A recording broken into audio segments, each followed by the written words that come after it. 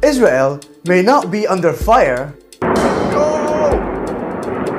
but it's still being attacked by journalists, celebrities, and politicians who say that Israel is in the wrong because there isn't a fair fight between Israel and the Palestinians. This isn't tit for tat. There is a massive imbalance when it comes to the two sides' weaponry and capabilities. I cannot watch that footage and see a fair fight. This is about an imbalance of power.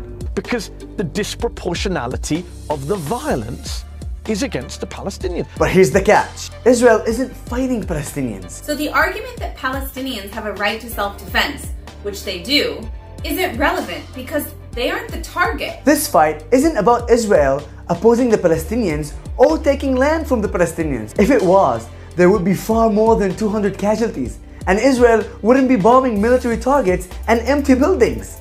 Israel has one of the most powerful militaries in the world. One side has some of the most powerful, advanced and high-tech weaponry on planet Earth.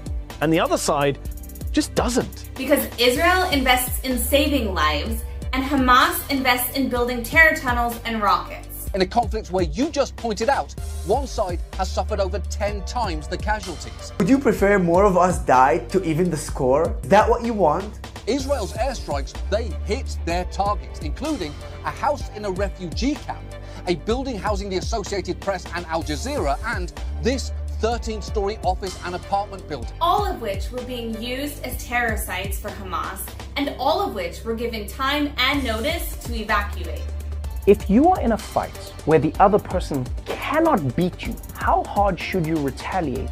This isn't a sports match, and there doesn't need to be a fair fight because Hamas is harming Palestinians and Arab Israelis and Jewish Israelis alike. Those claiming it isn't a fair fight aren't defending Palestinians, and they aren't defending a Palestinian state.